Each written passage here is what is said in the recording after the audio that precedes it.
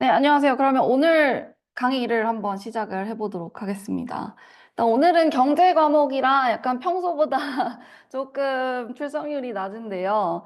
오늘 조금 집중해서 들으셔야 할 수도 있습니다. 제가 정말로 아이들이 경제를 뭘 배우는지 어떤 내용 배우고 그래서 이제 그거를 아시고서 댁에 돌아가셔서 이제 아이들이랑 얘기를 하실 때 좀, 그래도 아는 티를 낼 수 있는 네, 그런 정도를 목표로 하고 제가 이 프레젠테이션을 만들었기 때문에 그 정도를 네, 목표로 하지 않을까 약간 그런 느낌이고요. 일단은 오늘은 IB 경제에 대한 렉처이고 그룹 3의 최선호 과목인 경우 이유가 뭔지. 그러니까 이거는 어머님들이 오늘 같이 공부를 하시고 나면 이래서 그렇구나 하는 거를 바로 아실 수 있을 거예요. 그래서 그룹 3 같은 경우에는 저희 첫 번째 화에서 첫 번째 강의에서 이미 배웠었죠. 우리 소셜 사이언스 쪽 과목들이 많이 들어가 있는 그런 그룹이었습니다. 그래서 그 중에서도 경제랑 지리를 많이 선호를 하고 그거를 저희도 추천을 드린다고 말씀을 드렸었는데요. 그 이유가 무엇인지에 대한 렉처입니다. 그리고 저희 거의 다 끝났을 때 다음 입시 전략 시리즈 있죠. 그거에 대해서도 저희가 안내를 좀 드릴 거고요. 그 다음에 여름 특강에 대해서도 너무 안내를 안 드리는 것 같아서 그것도 끝에 조금 안내를 드리도록 하겠습니다. 자, 그러면 시작을 해보도록 하겠습니다. 오늘의 컨텐츠는 이렇습니다. 왜 이컨을 좀 선호를 하는지, 그 다음에 경제에서 뭘 배우는지 내용을 좀 알아볼 거고요. 그 다음에 시험이 어떤 식으로 나오는지, 시험이 뭐 어떤 시험이 어려운지를 좀 볼 거고, 그 다음에 같이 경제 기사 분석해 볼 겁니다. 이거 왜 하냐면 IA에서 뭐 하는지 어머님들께서 딱 정확히 아시길 바라는 마음에서 하는 거고요. 그 다음에 이제 마지막에 여름 특강 안내와 그 다음에 다음 입시 전략 시리즈에 대해서 안내를 해드리려고 합니다. 자, why economics? 왜 경제를 이제 그룹 3에서 선호를 하느냐? 제가 지금 요거를 이제 조금 만들어 봤는데요, 이 도표를. 지금 요 연한 초록색은 7점 비율이고요. 그다음에 초록색, 진한 초록색이 6.7점을 합쳐 놓은 겁니다. 그리고 요 검정색은 평균 점수 미디안 그레이드를 여기다 표시를 해 놓은 건데요. 이 과목들이 지금 그룹 3에서 가장 많이들 보는 과목들이죠. 뭐 경영, 경제, 지리, 그다음에 뭐 정치, 그다음에 역사 그리고 심리까지 나와 있는 거고요.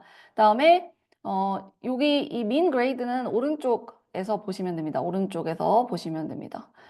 그러면 지금 딱 봐도 이컨이랑 지효가 어떤가요? 7점 비율도 제일 높고 6, 7점 비율 합친 것도 제일 높고 그 다음에 민 그레이드도 제일 높은 편이죠. 네. 그런 걸 그리고 참고로 여기서 보셔야 할 게 제가 맨날 히스토리, 사이콜로지 왜 말리는지 그쪽으로 이제 뭔가 내가 공부를 할 거이거나 아니면은 내 자소서상 내 퍼스널 스테이트먼트상 컨셉이 그쪽에 연결이 되어 있지 않는 이상 왜 조금 숙고를 해야 된다라고 말씀을 드리는지 바로 역사와 심리를 보시면 알 수가 있는데요. 지금 7점 비율이 정말 낮죠. 정말 낮아요. 폴리틱스 마찬가지긴 하지만 폴리틱스는 그래도 6, 7점을 더하면 그래도 어느 정도 선방이 되는데 히스토리랑 사이콜로지는 너무 낮습니다. 그죠? 히스토리는 그럴 만한데 사이콜로지는 왜지? 라고 생각하시는 분들 꽤 있으실 수도 있는데요. 생각보다 굉장히 재미없는 과목입니다.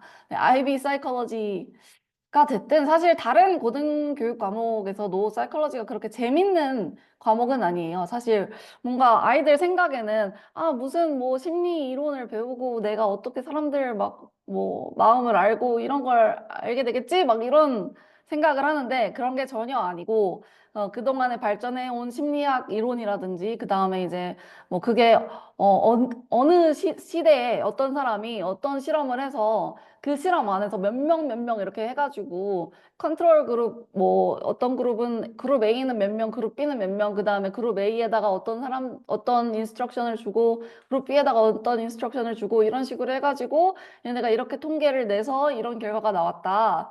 근데 뭐 하나의 이론이 하나의 실험만으로 된 건 아니겠죠? 그렇게 해서 뭔가 뭐 이렇게 유명한 실험을 거의 다 외워야 야, 됩니다. 너 그냥 좀 그런 거의 그냥 빽빽이로 외워야 된다고 보시면 돼요.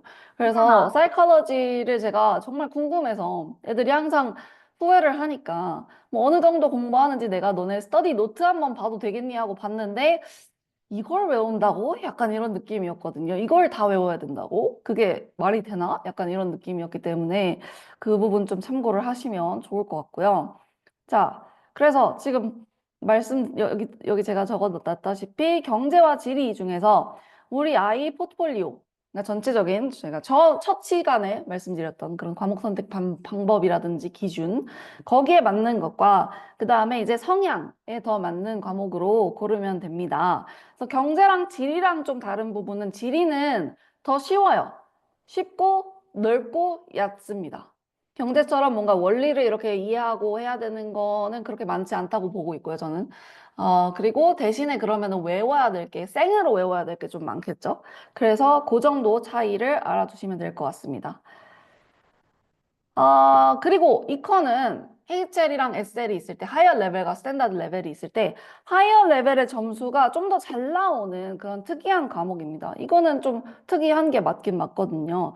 지금 7점 비율을 봤을 때도 어떻습니까? SL보다 HL이 좀 더 높죠? 그리고 6점까지, 6, 7점을 합쳤을 때도 HL이 더 높습니다.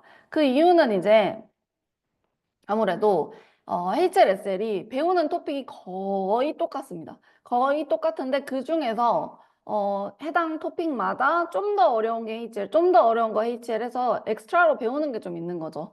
그렇다 보니까 이제 과목 특성상 경제는 어떤 미시경제가 있다, 마이크로 이컨이 있다. 그러면 처음부터 끝까지 연결해서 생각을 할 수 있어야 되거든요.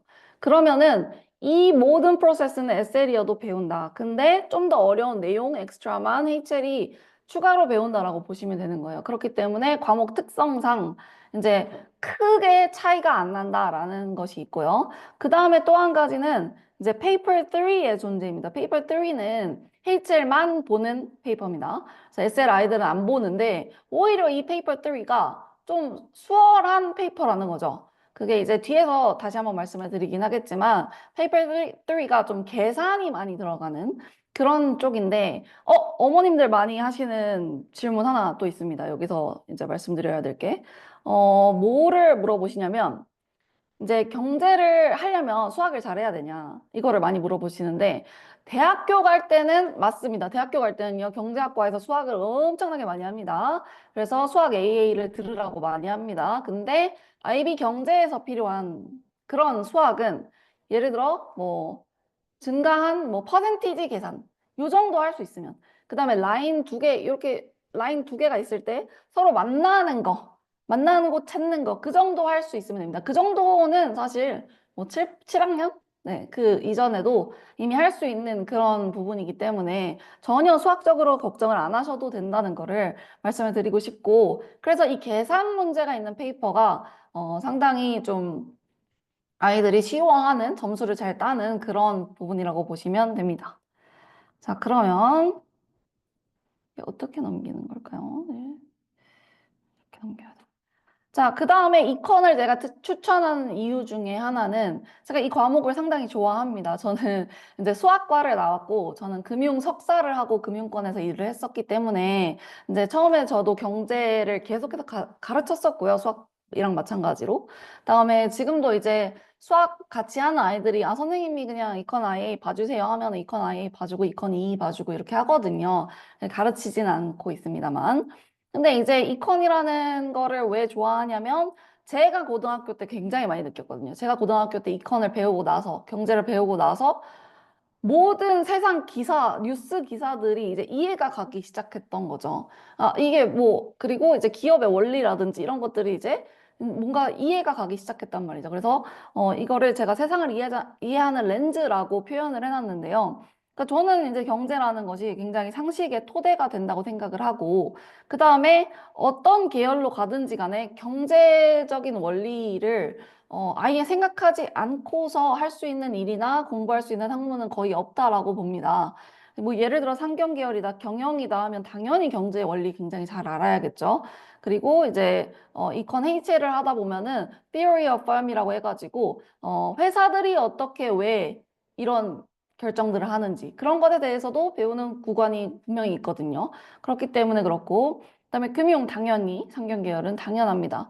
근데 이제 사회과학 경우에는 퍼스널 스테이트먼트 자소서 쓰다 보면요. 정말 많이 얘기를 하거든요. 정치, 사회, 심리. 여기서 경제와 같이 엮이지 않는 것이 하나도 없습니다. 그죠?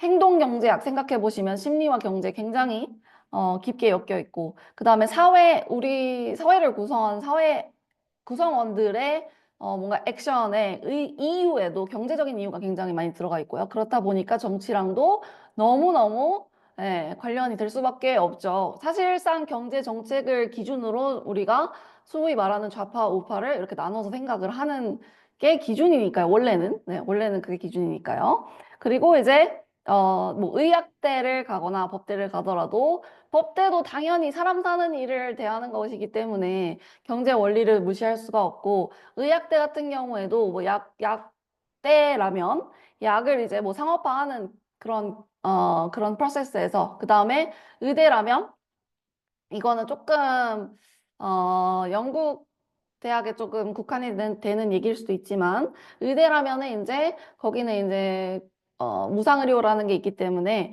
그래서 경제적인 거를 생각을 안 하고 입시를 치를 수가 없거든요. 그래서 그런 부분도 연결이 되어 있고, 그 다음에 이제 공대 같은 경우에도 당연히 경제를 알면 도움이 되죠. 기술 상업화에 당연히 경제 원리들이 이제 쓰이기 때문이라고 생각합니다. 그래서 이커는 일단 그냥 세상이 돌아가는 원리를 잘 이해할 수 있는 그런 툴이다라고 저는 생각을 합니다.